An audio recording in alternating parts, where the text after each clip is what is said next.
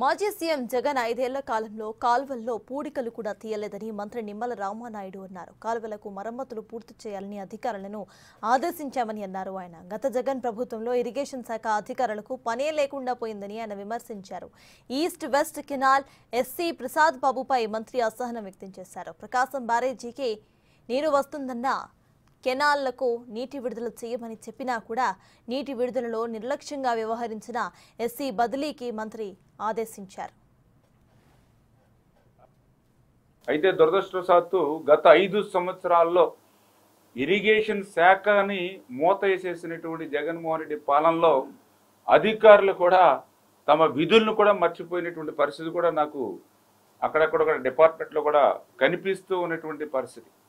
ఎందుకంటే లాస్ట్ 5 ఇయర్స్లో వాళ్ళు మెయింటెనెన్స్ లేదు, కనీసం ఏ కెనాల్లో సిల్ట్ తీసేటువంటి పరిస్థితి లేదు, ఎక్కడ కూడా కనీసం వీడు ఇటువంటివి రిమూవ్ చేసేటువంటి పరిస్థితి లేదు, ఎక్కడ కూడా ఏ షట్టర్కి కానీ ఏ లాకులకు కానీ మరామతుల మాట అటుంచి గ్రీజ్ పెట్టి మెయింటెనెన్స్ చేసినటువంటి పరిస్థితి కూడా లేదు.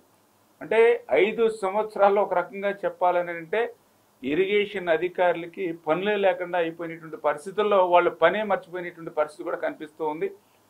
అందులో కూడా ప్రధానంగా నేను గత వారం రోజుల నుంచి కూడా ఏదైతే అటు శ్రీశైలం నుంచి ఇటు కృష్ణా వరకు కూడా ఎప్పటికప్పుడు ఎవ్రీడే మానిటరింగ్ చేస్తూ ఉంటే ఏదైతే కృష్ణా డెల్టాకు సంబంధించి ఏదైతే ఇక్కడ ఎస్సీ కూడా నిర్లక్ష్యం కూడా నాకు చాలా క్లియర్గా కనిపిస్తూ ఉంది.